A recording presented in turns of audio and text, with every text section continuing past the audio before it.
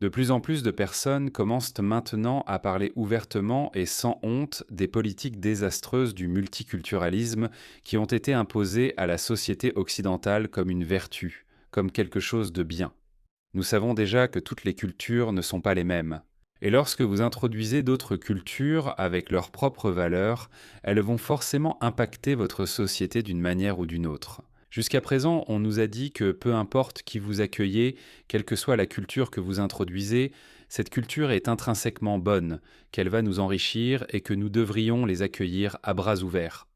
Même si cette affirmation est faite ou que cette politique est conçue avec les meilleures intentions, cela ne peut tout simplement pas être objectivement vrai, car il existe de nombreux pays où nos propres gouvernements nous interdisent des d'aller. Ils nous parlent des normes culturelles là-bas. Par exemple, si vous allez sur le site du guide des voyageurs australien et que vous cherchez l'Iran, ils vous expliqueront ce qui est considéré comme normal là-bas. Ou si vous dites que vous allez au Yémen, ils vous le diront. Ils vous déconseilleront de voyager là-bas. Mais pour une raison quelconque, quand vous faites venir les mêmes personnes de ces cultures, c'est parfaitement acceptable. Ça n'a tout simplement aucun sens. Objectivement, c'est une déclaration stupide. Par conséquent, la politique qu'ils ont élaborée à partir de cela est mauvaise. C'est dangereux et désastreux. Alors pourquoi est-ce que j'en parle? Laissez-moi vous montrer cette vidéo pour illustrer ce que je veux dire. Regardez cette vidéo. Il y a une femme musulmane. Je ne sais pas si c'est une mise en scène ou non. Je ne sais pas, peu importe. Le point reste tout de même valable. Pouvez-vous baisser la musique? Éteindre quoi? Ça suffit, la musique est interdite. Pardon, c'est interdit. Tu joues la comédie pour qui? À l'époque de Tigmadar, de la musique? Quelle musique, monsieur? À l'époque de Tigmadar, la musique n'existait pas. Bon, alors rappelle-toi de ça. À l'époque de... Tigamdar, il n'y avait pas de voiture, rappelle-toi. Et il l'a demandé. C'est un bon point.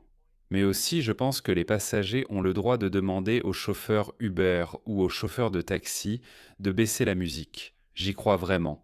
Mais il y a différentes raisons à cela. Cette femme disait cela parce que la musique est haram. Donc ils commencent quand par ça, et ensuite ils vont vous demander de fermer les boîtes de nuit, parce que c'est ce qui se passe en Australie.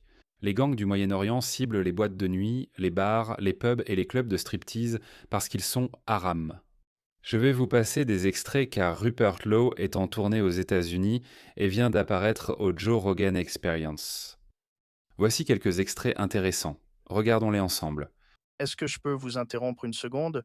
Donc, ce que vous pensez, c'est que l'invasion multiculturelle, la façon dont elle a été organisée, c'était intentionnel et c'était fait exprès pour diminuer l'idée du nationalisme. Oui, je pense que, eh bien, je... C'était donc un plan à long terme. Donc, c'était quelque chose pour lequel ils ont dû s'asseoir et, genre, qui serait impliqué dans ce genre de discussion où l'on serait prêt à diminuer le patriotisme, à diminuer cette idée que la Grande-Bretagne est exceptionnelle en elle-même et que son peuple est exceptionnel. Très rapidement, Parce que je pense qu'il est important que vous, téléspectateurs, regardiez cela car ce n'est pas juste une théorie du complot. Je rejetais aussi beaucoup de ces choses comme des théories du complot, mais regardez et écoutez le principal intéressé. Et je pense, d'une certaine manière, que pour un pays comme la Grande-Bretagne, dont l'avenir doit être celui d'une nation de citoyens du monde, En tant que nation de citoyens du monde, c'est un aveu clair que, vous savez, il n'est pas nécessaire d'être loyal envers la Grande-Bretagne. C'est juste, c'est un citoyen du monde. Vous pouvez venir de n'importe où dans le monde, vous installer à Londres et vous êtes un citoyen du monde. C'est tout, il n'y a pas de nationalisme, il n'y a pas de frontières pour ainsi dire, il n'y a pas de valeur nationale. juste des citoyens britanniques. Tu vois, pas seulement des citoyens britanniques. Je pense que, tu sais, le dialogue interreligieux dans ce contexte est incroyablement important parce que tu ne peux pas être un citoyen du monde et être ignorant en matière religieuse. Rupert parle de cela et ce n'est d'ailleurs pas une théorie du complot. C'était un plan de longue haleine et trompeur. Donc je dis toujours que les élites européennes, de connivence avec nos propres élites, ont mis en œuvre cela. Si tu te souviens, en 1975, nous avons rejoint ce qu'on appelait la Communauté économique européenne. Ce n'était en réalité rien d'autre qu'une union économique. Mais cela a très vite changé et ils ont effectivement essayé d'intégrer politiquement l'Europe. Cela a échoué et puis en 1997, ils ont essayé de l'imposer avec l'introduction de l'euro. Donc, après avoir échoué politiquement, ils ont tenté de le faire financièrement. C'était ma première incursion en tant que candidat au Parlement pour lutter afin de sauver la livre sterling, car une fois que vous perdez votre monnaie, vous perdez effectivement votre souveraineté et votre identité nationale. Et nos réserves d'or allaient être expédiées en Allemagne, à Francfort. Nous serions devenus un État vassal de l'Union européenne de façon irréversible. Mais grâce à Sir James Goldsmith, nous avons eu assez de voix. Nous avons forcé l'establishment à promettre un référendum avant qu'il ne se soumette à l'euro. Waouh, je ne savais pas ça. Je me suis toujours demandé pourquoi la Grande-Bretagne n'avait pas adopté l'euro comme monnaie nationale. Bien joué, bien joué.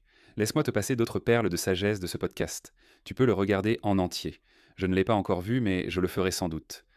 Il y a certaines cultures qui, si tu les laisses entrer dans ta communauté et qu'elles instaurent les lois du pays d'où elles viennent, tu vas avoir un vrai problème. Par exemple, ils ne vivent pas comme toi, ils n'ont pas le même respect pour les femmes que toi, ils ne les traitent pas de la même façon, ils n'autorisent pas les chiens. Il y a beaucoup Là, ça parle des musulmans. de choses dont beaucoup de gens ne sont même pas conscients et qui accompagnent ce problème.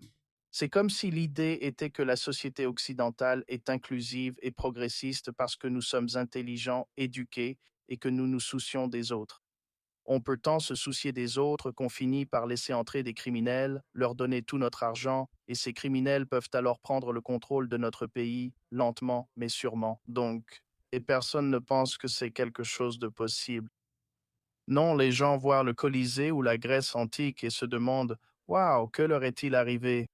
Que penses-tu qui s'est passé? Sûrement la même chose qui est en train d'arriver à l'Angleterre en ce moment même, la même chose qui aurait pu arriver à l'Amérique. Les civilisations s'effondrent pour diverses raisons. Une bonne façon de les faire s'effondrer est de faire venir beaucoup de monde sans exiger qu'ils respectent tes lois. Et ils apportent les lois de tu sais d'où ils viennent, de n'importe quelle religion fondamentaliste ou pays d'où ils viennent, où ils ont tout un tas de lois folles qui sont un peu archaïques. L'une des façons de détruire votre civilisation, c'est d'abandonner les valeurs mêmes qui l'ont construite. Les valeurs mêmes. Occidentales, c'est pourquoi je dis toujours les valeurs occidentales, que ce soit la liberté d'expression, la démocratie, le capitalisme. Oui, je suis un capitaliste fou. Ces valeurs ont essentiellement construit l'Europe occidentale et l'Amérique. C'est ça. Si tu modifies ne serait-ce qu'une seule de ces valeurs, tu es foutu. Et devine ce qui se passe au Royaume-Uni. Ils arrêtent qu'on sont constamment des gens pour avoir dit des choses mineures sur les réseaux sociaux, attaquant en fait la valeur fondamentale de la Grande-Bretagne moderne, qui essaie la liberté d'expression.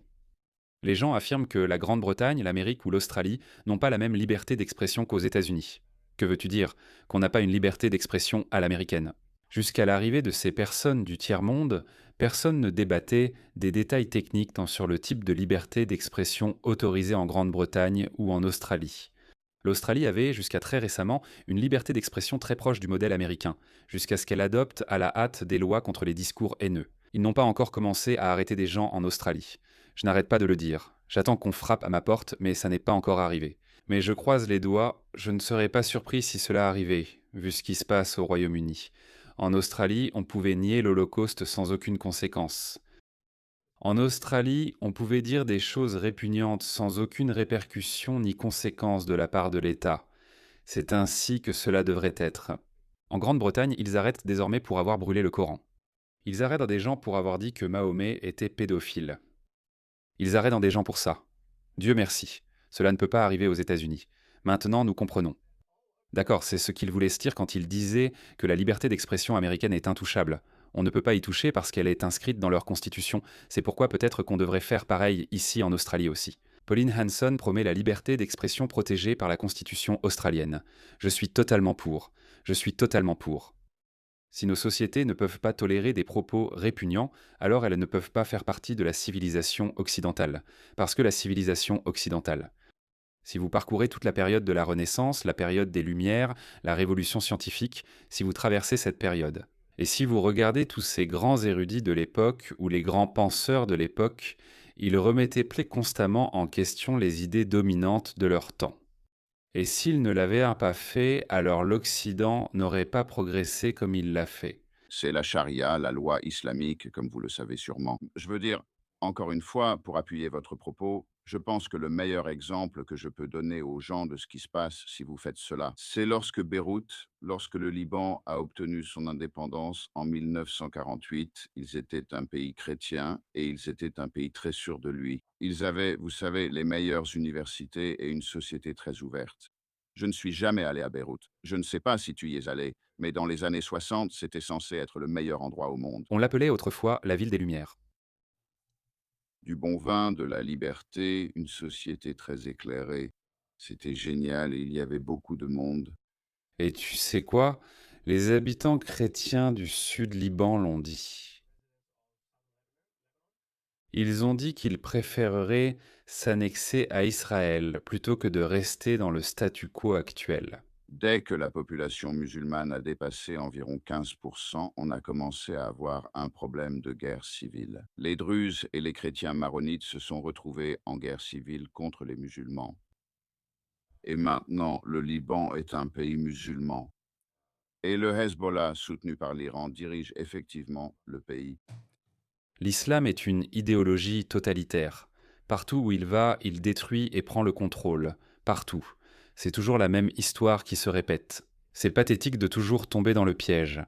Et une fois que nous aurons fait cela, nous tournerons alors notre attention vers les personnes qui vivent en Grande-Bretagne, pour répondre à votre remarque, qui vivent de l'aide sociale, qui vont coûter une fortune aux contribuables pour le reste de leur vie, probablement, qui ne travaillent pas, qui sont culturellement différentes de nous, qui ont une vision différente de leur religion par rapport à la religion chrétienne, et qui vivent de plus en plus en petits groupes qui ne se sont pas intégrés, qui vivent sous la loi de la charia et qui ont leurs propres tribunaux, qui avaient leur propre tribunal. Ils ont ce qu'on appelle des tribunaux de la charia, oui, un système juridique parallèle.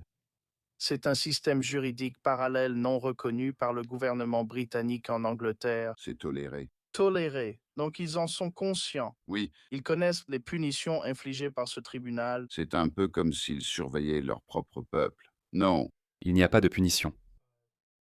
Il existe des tribunaux de la charia uniquement pour des affaires familiales. Par exemple, l'héritage, qui est extrêmement misogyne, où sont les féministes? Parce que la fille reçoit un tiers de ce que reçoit le fils. Et c'est parfaitement normal. Et tous ces musulmans britanniques, ils sont tout à fait d'accord avec ça.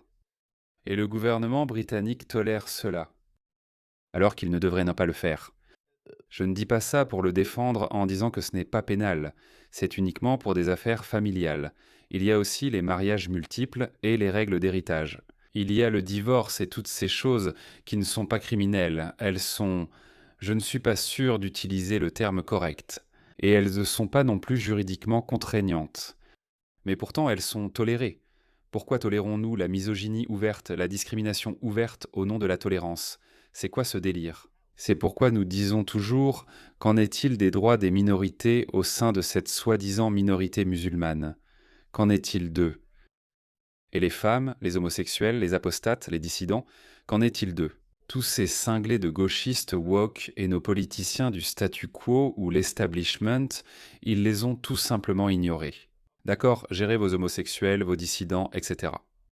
Nous détournerons le regard car nous devons tolérer vos pratiques religieuses, même si elles ne sont ni légalement contraignantes ni criminelles, mais elles demeurent inacceptables. Elles ne devraient être acceptables pour aucune société occidentale progressiste et libérale.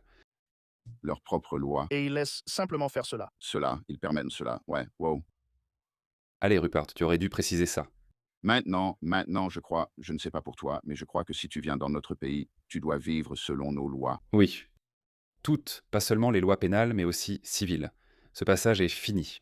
Laisse-moi te passer un autre extrait. Parce que la Grande-Bretagne va mal. Oui, Et c'est pour ça que tu es là. Et c'est de ça qu'on parle. On parle de, eh bien, le gang de violeurs, nous avons financé ça par financement participatif, d'accord. ce dont je suis très heureux de vous parler. Rien que le titre de ce rapport sur le gang de violeurs, Ouais, l'idée qu'il y ait des viols, qu'il y ait réellement des gangs de violeurs au Royaume-Uni en 2026.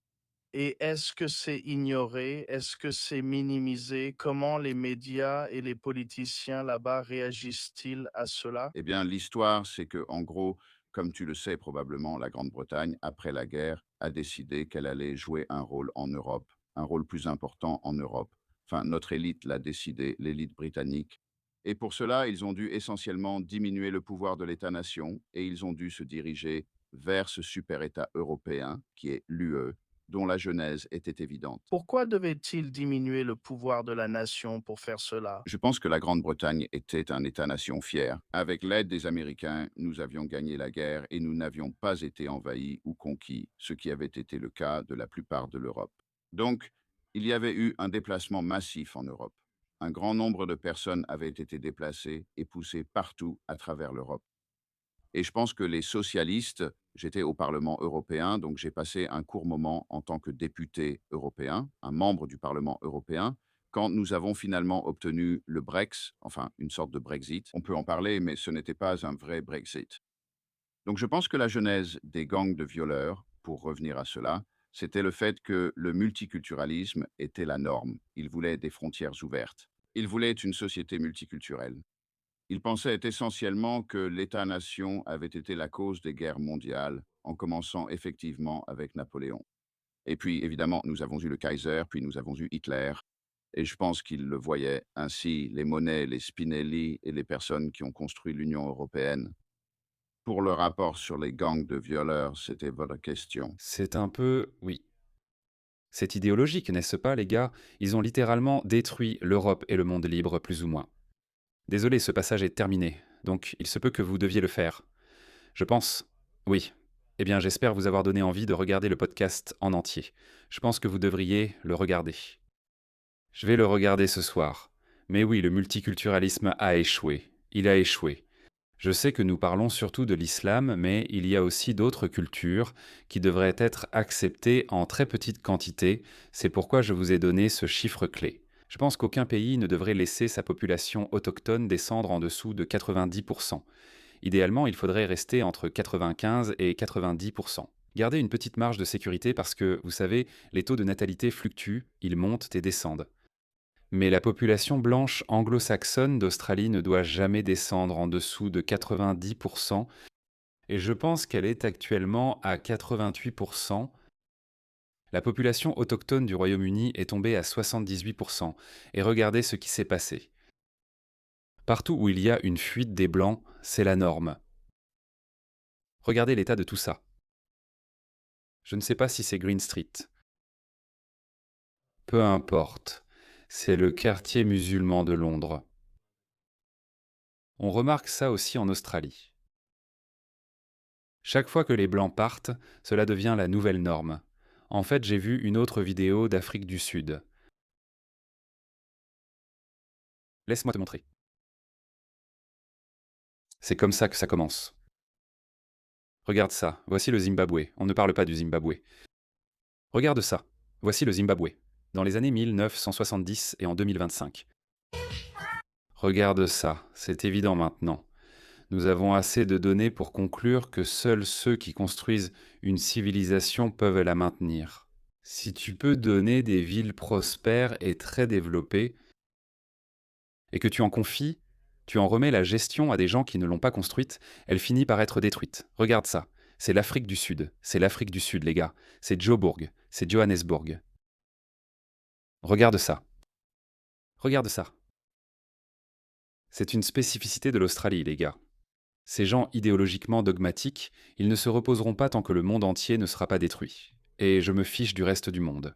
Je me soucie de chez moi, là où je vis, c'est-à-dire l'Australie, et c'est pourquoi je vous dis, protégez-la, sauvegardez-la au prix de vos vies.